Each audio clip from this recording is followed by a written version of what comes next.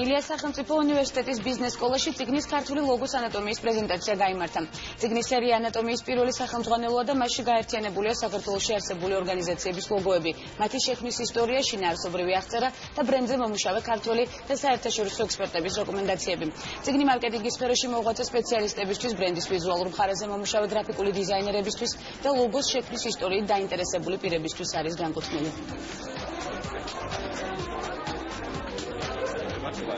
პროექტი ანატომია ეს არის პირველი ქართულენოვანი სახელმძღვანელო, რომელიც შექმნილი არის ბიზნესის სხვადასხვა მიმართულებებით, ეს არის მენეჯმენტი, ფინანსები, მარკეტინგი და ასე შემდეგ.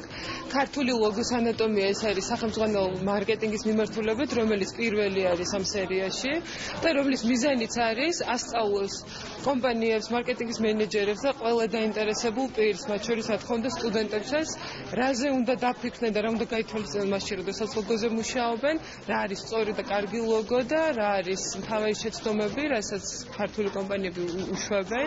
ეს სახელმძღვანელო ქართული ლოგოს ანატომია ძალიან საინტერესოა ჩვენთვის მარკეტოლოგებისთვის, როგორც პრაქტიკოსებისთვის, იმიტომ რომ ლოგო და მარკეტინგული სტრატეგიის შექმნისთვის, ბრენდის საკომუნიკაციო პლატფორმის ჩამოყალიბებისთვის ლოგო ერთ-ერთი უმნიშვნელოვანესი დეტალია. ამიტომ ძალიან გვიხარია, რომ მარკეტერებს გვაქვს ასეთ შესაძლებლობა გქონდეს ეს სახელმძღვანელო და გამოვიყენოთ პრაქტიკაში.